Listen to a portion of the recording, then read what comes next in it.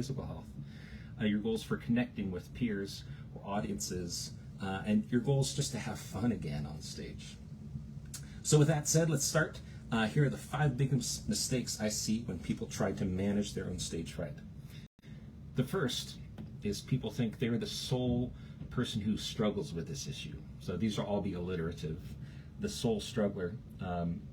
It's really one of the biggest unspoken, I think, dirty secrets of the music field, especially but performance in general. You know, from Pablo Casals to Barbra Streisand to John Lennon, a lot of greats, especially in music across genres, have struggled intensely with massive stage fright. And real briefly, if you don't know my story, I, as a 4-year-old, ran off the stage crying at one of my first public piano recitals. As a middle school trumpet player, I lied about burning my audition form for Allstate. Said it got lost in the mail because I was so nervous to perform. And even just a few years ago, I was performing at a festival and almost went into this sort of black hole spiral when I had a memory slip of a piece I've known for decades. So I know what that's like intimately, to struggle with that.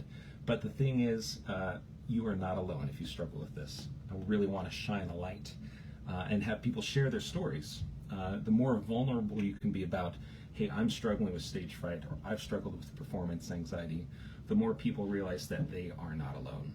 So the first mistake is thinking you're the sole person struggling with it. And the solution is just to share your story. So if you want, in the comments below, share if you relate to number 1, just put a number 1 in the comments, because I relate to many of these. The second biggest mistake I see people is with substances, abusing substances, whether they're benign or destructive. But anywhere along that spectrum, people I see often want to self-medicate if they don't have better tools for managing their performance anxiety. And that can range from beta blockers, which might seem benign, but I think have some hidden downsides, to stronger things, drugs, alcohol, you fill in the blank. Beta blockers people often take, it's one of the first lines of defense for people who struggle with performance anxiety. But especially if you're a singer or anyone else involved with the breath in making your music, it can have some debilitating effects on that.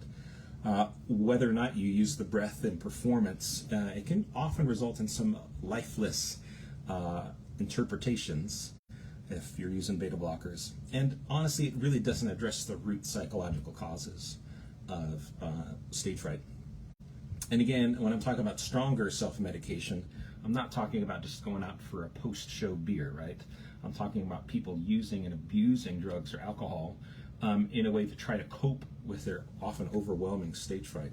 And they might be able to get through that gig, but at what cost? It's ending up to be a net negative. And often people find that they think it works, but they're not really counting the full cost on their psychology, on their physical health, and they may not know a better path.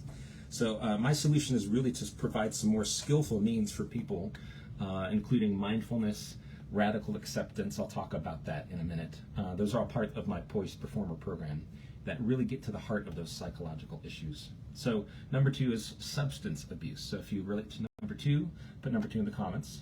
Looking at my notes here, number 3 is suppressing the symptoms. I told you these all started with S here. They're alliterative. Suppressing symptoms.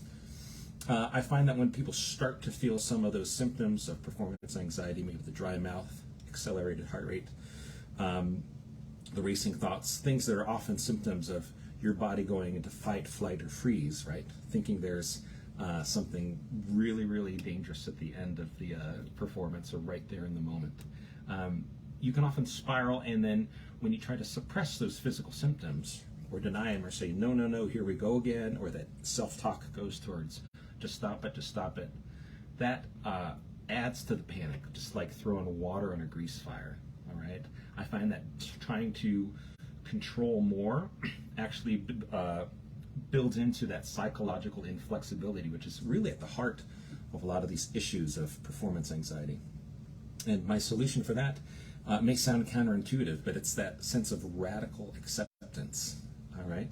Not necessarily succumbing to those symptoms, but acknowledging, being mindful of them, saying, yes, my pulse is pounding right now, and just being present with it and saying, this is what is, and I'm going to use this as my ally. I'll distance myself from that sensation and the narrative I often wrap up around these symptoms of stage fright. And then I choose to move forward anyway in the face of those feelings that might have once felt overwhelming. One of my favorite lines around this is, fear is simply excitement without the breath. Fear is excitement without the breath. So that sense of learning how to embrace in the moment what you're feeling and still move forward anyway. So number 3 is suppressing the symptoms of stage fright. Again, if you relate, put number 3 in the comments. I've got 2 more here. Number 4 is thinking that you're stuck forever in that stage fright. You may have tried lots of other modes or research, Googling, YouTube, seen somebody about it, tried different things, and maybe feel like nothing has worked and really that nothing will ever change where you're at. That's not only not embracing a growth mindset, but it's really not staying with the findings we're seeing in neuropsychology about neuroplasticity, that sense of our brains, even though we lay down grooves and behavioral patterns, and some of these fight or flight responses go really deep, we do have practices that we can instill that sort of lay down new tracks, that lay down new grooves, and we can build new patterns. So yes, we can teach an old dog new tricks. Change is possible. So if you feel like you're stuck forever, that's not the case. There's a path forward. So put number 4 if you relate to that. And 5, but definitely not least, is trying to pursue a solution solo. So again, I'll talk about how you can work with me, but whether or not you work with me or I'm the right fit for you, I think it's key to have accountability for implementation. There's so much information out there. In fact, a lot of free information is really, really amazing. But I find that information without implementation is completely useless. So find a way to set up, not just going at this solo, but set up some type of accountability for yourself. It could be just a peer who you're honest about and you share and check in once in a while. You could have sort of like a workout buddy where you try some practices of mindfulness, or I find improvisation is one of the biggest ways to overcome stage fright. We can talk about that more if you work with me here.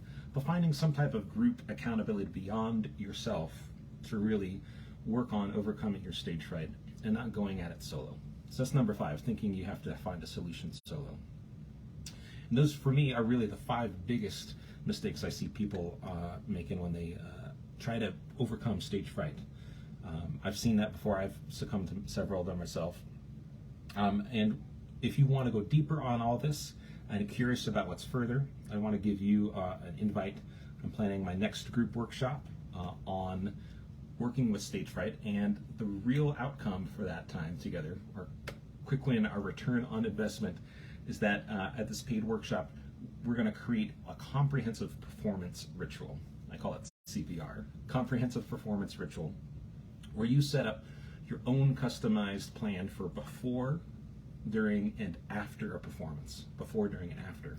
And I find there's actually a 9-point sort of set of practices that can help you really own the stage, prepare, be present in the moment, and then sort of anchor those good experiences afterwards, and replace any negative self-talk with much healthier habits. So again, if you're interested in that, just raise your hand, send a comment below, say, yeah, I'll privately message you some information about that, and I'd be happy to invite you to apply to work in my next workshop coming up. I'm looking at that next weekend. But if you have any questions or any comments, feel free to follow up with me. I'm always looking forward to continue the conversation on this and be of service to those, because I've been there, I've struggled with stage fright, I know what it's like, and I just want to see people share their gifts creatively with the world. So thanks so much for watching. I appreciate you spending time, and I'll catch you soon. Take care.